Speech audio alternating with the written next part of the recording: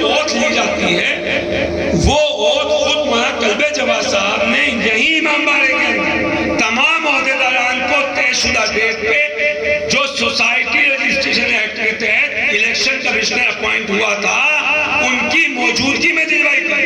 उसकी videos YouTube पे मौजूद हैं, उसके फोटोज अगर चाहिए हों हमें उसको लिख कर दें। अगले 24 घंटे के अंदर बाकायदा वो जवाब, वो फोटोग्राफ मुहैया करा दिए जाएंगे। इसके बाद बात ये की गई कि ये जगह दिल्ली वक्फ बोर्ड की है, तो जो दिल्ली वक्फ बोर्ड ने कमेटी बनाई उसको ही हक है, वही यहाँ काम कर सकती है। अंजुमन हैदी कौन होती है? तो उसके लिए देखिए हमें एक लीगल पॉइंट समझना है। जब तक हम कानून नहीं समझेंगे तो हम कंफ्यूज रहेंगे। दिल्ली में शिया और सुन्नी वक्फ बोर्ड एक ही है, और यहाँ पर आप अगर गजट नोटिफिकेशन देखेंगे तो जिन औकाफ के मुतवल्ली मौजूद नहीं है, उन औकाफ के नेम ऑफ मुतवल्ली में दिल्ली वक्फ बोर्ड दर्ज है। हजारों वक्फ हैं दिल्ली में, उन औकाफ में जिनके ट्रस्टी या मालिकान या उनके घर वाले या जिम्मेदारान मौजूद नहीं थे आजादी के बाद, तो सर्वे करके नेम ऑफ द मुतवल्ली, ये बहुत जरूरी है चेक करना। अगर कुछ अनजान लोग हैं वो भी चेक करें। नेम ऑफ द मुतवल्ली में दिल्ली वक्फ बोर्ड दर्ज है, और जो हमारे शिया औकाफ, उसमें दरगाह शाह मर्दा के औकाफ, उसमें शिया जामा मस्जिद के औकाफ, उसमें इमामिया हॉल के और पंजा शरीफ के, 4 ही वक्फ ऐसे हैं जो दिल्ली में शियाओं के दर्ज है। ये शिया जामा मस्जिद की कमेटी के अंदर 10-15 प्रॉपर्टीज हैं, हमारे अंदर 10-15 प्रॉपर्टीज हैं, मगर ये 4 सोसाइटी, 4 इदारे, 4 अंजुमन ऐसी हैं जिनके नाम पे ये शिया औकाफ है। उन शिया औकाफ में आज तक आजादी के बाद से कभी भी दिल्ली वक्फ बोर्ड ने कमेटी नहीं बनाई, कभी दिल्ली वक्फ बोर्ड ने कमेटी कॉन्स्टिट्यूट नहीं करी। जबकि उसी के बरक्स जो हमारे अहले सुन्नत भाइयों के औकाफ है जो दिल्ली वक्फ बोर्ड की मुतवल्लीशिप में आते हैं, वहां पर Delhi Waqf board committee constitute करती है। तो ऐसा नहीं कि वक्फ बोर्ड 70 साल में कमेटी नहीं बना सकती। बात ये थी कि कानूनन मजबूरी है, वक्फ बोर्ड कमेटी नहीं बना सकती क्योंकि वक्फ बोर्ड मुतवल्ली नहीं है, वक्फ बोर्ड मालिक नहीं है। वक्फ बोर्ड वक्फ एक्ट के तहत एक गवर्निंग बॉडी है जो यहाँ पर हमारी जो इनकम होगी उसमें से 7% लेने की हकदार है। नहीं तो मालिक होती वो 100% की वो हकदार होती। और पता चलता कि कल जो है आज एक कमेटी है और उसमें तो सबसे ही आसान था। दिल्ली वक्फ बोर्ड ने जब ये नर्सरी का केस चला, इन 12 साल के अंदर 11 साल के अंदर जब से मैं आया हूँ, 3 बार अपने वकील को तो बदला, महमूद पाचा साहब को, जो ये कह रहे थे कि नहीं ये जगह अंजुमन हैदरी की है, नहीं ये जगह जो है नर्सरी वाला काबिज है, मगर उसने एक भी बार कमेटी को नहीं बदल पाई। अहमद पटेल था, कांग्रेस की सरकार थी, पूरी ताकत थी, बड़ा आसान था। जो कमेटी के जवाब साहब की सरपरस्ती में अंजुमन हैदरी ये केस लड़ रही थी, उसको हटा देते, हटा के दूसरी कमेटी बना देते। तो असलियत में वो हटा ही नहीं सकते थे, हटा ही नहीं सकते हैं। उसके लिए वक्फ एक्ट में फिर जाना होगा। वक्फ एक्ट में क्लियरली मेंशन है कि आपको अगर किसी मुतवल्ली को हटाना है तो उसका क्या प्रोसीजर होगा, क्या तरीकेकार होगा। तो वो तरीकेकार, वो प्रोसीजर ना हमारे साथ कभी अपनाया गया और ना ही कभी कोई अंजुमन हैदरी को आज तक, ये सबसे अहम बात बता रहा हूं, आज तक अंजुमन हैदरी को हटाया नहीं गया। उस वक्त के वक्फ बोर्ड ने क्या चालाकी चली कि ये सोच के कि कैसे इनमें झगड़े कराए जाएं, अंजुमन हैदरी के अलावा एक और कमेटी बना देता हूँ, ये उसकी हेडिंग है, पढ़िए। अंजुमन हैदरी के रिमूवल का अगर कहीं ऑर्डर हो तो हमें दिखा दें, हम फौरन उसको जो है खारिज कराएंगे, क्योंकि लॉ के तहत वो कर ही नहीं सकते। एक ऑर्डर दिखा दे, एक ऑर्डर के अंजुमन हैदरी को हटाया गया, कल्बे जवाद साहब को हटाया गया, बहादुर अब्बास को हटाया गया। जब ऐसा कोई ऑर्डर ही नहीं है तो फिर किस बिना के ऊपर कहा जा रहा है कि अब अंजुमन हैदरी खत्म हो गई? 2 साल पहले ये कमेटी कॉन्स्टिट्यूट की थी, जब हमने 1300 करोड़ का केस दायर किया था, जब हमारी कोर्ट में एप्लीकेशन एक्सेप्ट हुई थी। केजरीवाल के घर के बाहर प्रोटेस्ट के वीडियो सब फेसबुक पे देख ले, तमाम उलमा इकराम मौजूद थे। तब इसी कमेटी के खिलाफ एहतजाज किया गया था कि कानून के खिलाफ आप कैसे कमेटी बना सकते हैं।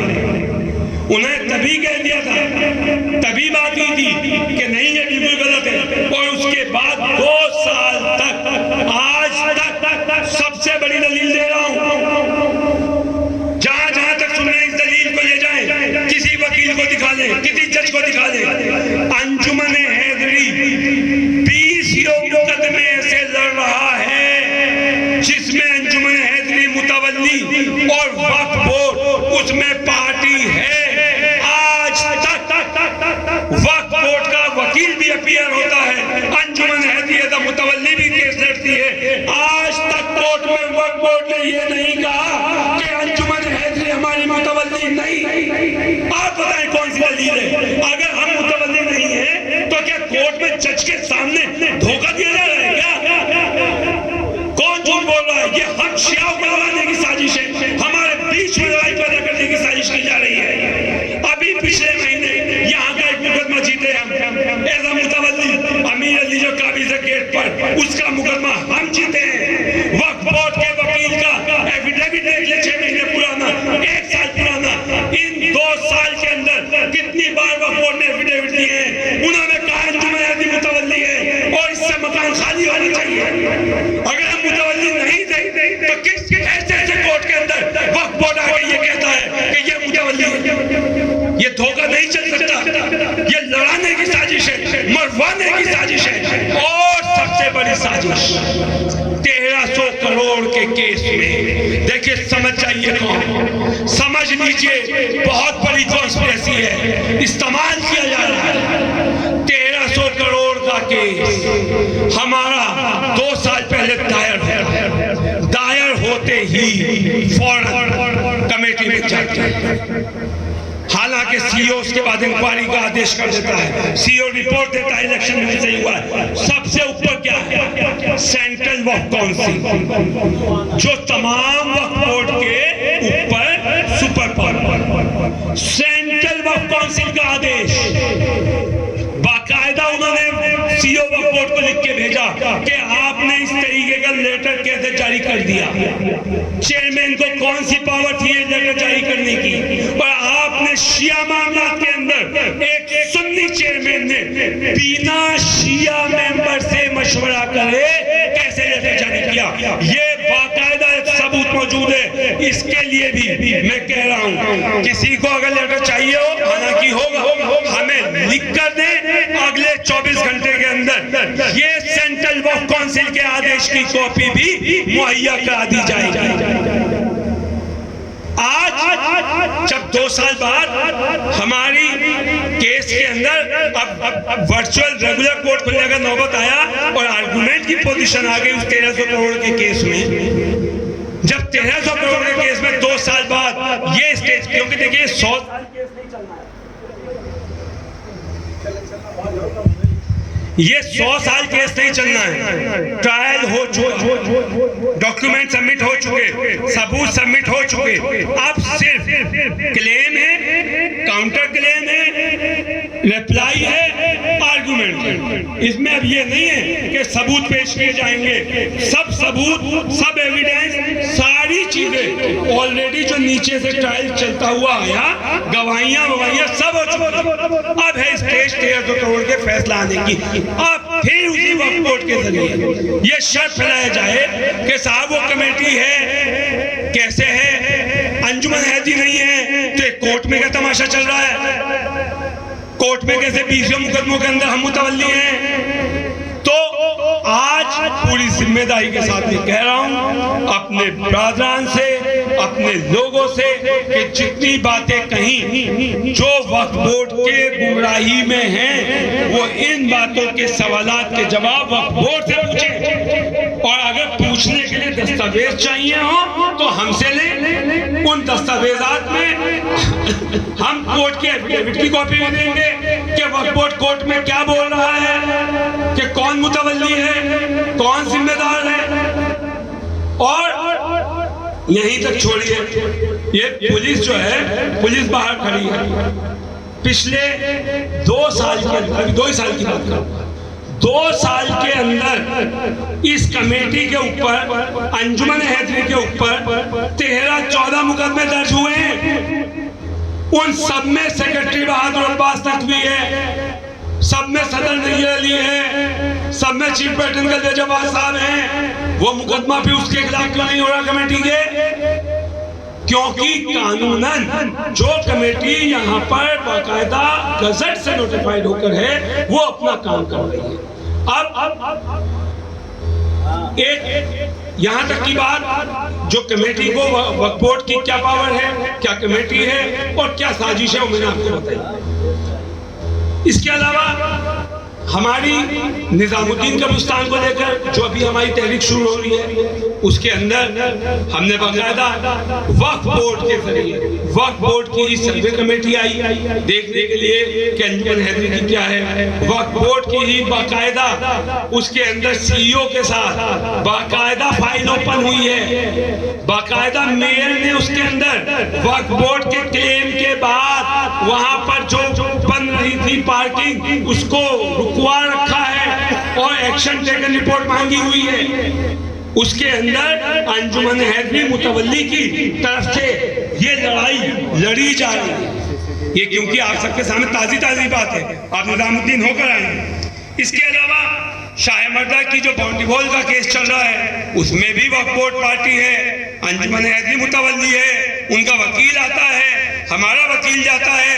अगर मुतवल्ली चेंज हो जाएगा तो फौरी वहां एफिडेविट आएगा, जनाब अब ये मुतवल्ली नहीं है, ये मुतवल्ली है, आएगा ना। नहीं तो कोर्ट में कौन धोखा देगा। और उससे भी आगे पिछले 2 साल में 85 एफिडेविट सैयद बहादुर अब्बास नकवी ने ओथ के ऊपर साइन करके कोर्ट में फाइल करे हैं कि मैं सेक्रेटरी हूं, मैं मुतवल्ली हूं। अगर वो एफिडेविट झूठे हों तो कोई माई का लाल 1 मिनट के लिए भी बाहर नहीं रह सकता, क्योंकि वो तो कोर्ट के अंदर, हाई कोर्ट और दुनिया भर के कोर्ट में जा जाके ओथ कमिश्नर के सामने साइन होते हैं। तो जब इतने एफिडेविट दिए जा रहे हैं, इतने केस लड़े जा रहे हैं, फिर भी वक्फ बोर्ड वाले बेवकूफ बना रहे हैं, तो हमारे लोगों को समझने की जरूरत है और कोई और सफाई चाहिए। वो बाकायदा साफ लिख के हमारे चीफ पैटर्न साहब को दें। और हम लिख के क्यों मांगते हैं? क्योंकि बोलने के बाद आप जवाब दें, किसी ने सुना किसी नहीं सुना, और मैं कह के मुकर भी सकता हूं, मेरा मतलब ये नहीं ये था, कोमा पहले नहीं बाद में था। लिखे में से कोई मुकर नहीं सकता, लिखे से कौन मुकरेगा? मैं लिख के दूंगा, आप लिख के सवाल कीजिए। हाँ, उसका एक फायदा जरूर होगा कि उस लिखे हुए सवाल और जवाब को अंजुमन हैदरी शाया कर पाएगी कि ये सवाल था, ये जवाब आया। तो ये हमारी जो मुतवल्लीशिप की बात है यहाँ क्लियर हो गई। अब इसके अलावा एक सवाल ये है कि चलिए ये कमेटी बदल दी वक्फ बोर्ड में, तो केस कैसे हार जाएंगे 1300 करोड़ का? यहाँ वकील मौजूद हैं, हमारे गफ्फार भाई भी हैं, हसन भाई भी हैं और दीगर वकला हैं। आप कौम को बताएं, यहीं बताएं। एक दावा, दोनों हमारे माशाल्लाह साथी हैं और बहुत एक्टिव रहे हैं, और हसन वकील साहब तो बाकायदा इस तहरीक में जेल गए हैं।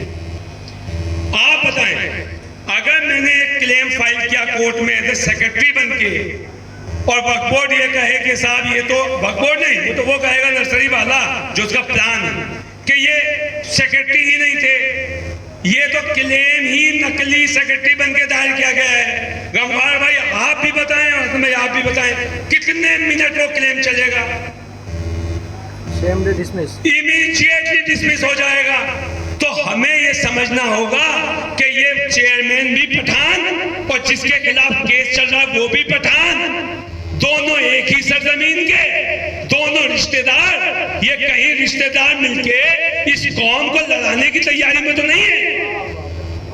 इन पठानों की साजिश को समझना है, कागजों की बिना पे समझना है, दलीलों की बिना पे समझना है। और यहाँ उलमाए कराम मौजूद हैं, जो उलमाए कराम फैसला कर देंगे, अंजुमन हदीस सर हम करके हमेशा उस फैसले को मानती रही है, आगे भी मानेगी। मौलाना साहब यहाँ मौजूद हैं, किसी को दिक्कत हो सकती है बहादुर अब्बास से बात करने में, किसी को हो सकती है राहुल हसन से बात करने में, मगर लिख के देने और लिख के देने में लेने में किसी को एतराज नहीं हो सकता। इसी के साथ मैं अपनी बात तमाम करूंगा और मैं ये गुजारिश करूंगा, अल्लाह के वास्ते हमें इस बड़ी लड़ाई को जो चल रही है इसमें मतलब मैं क्या कहूं, इस मुहिम के दुश्मनों से बचाने की जरूरत है। बस इसी के साथ मैं बात तमाम करूंगा और आपसे कहूंगा अगर कोई बात मेरी ऐसी हो, आप सबने रिकॉर्ड करी है, जिसके मुतालिक कोई भी सबूत चाहें तो हाथ जोड़ के गुजारिश है लिख कर दें। अगले 24 घंटे के अंदर हम लिखकर जवाब दे देंगे। सलाम।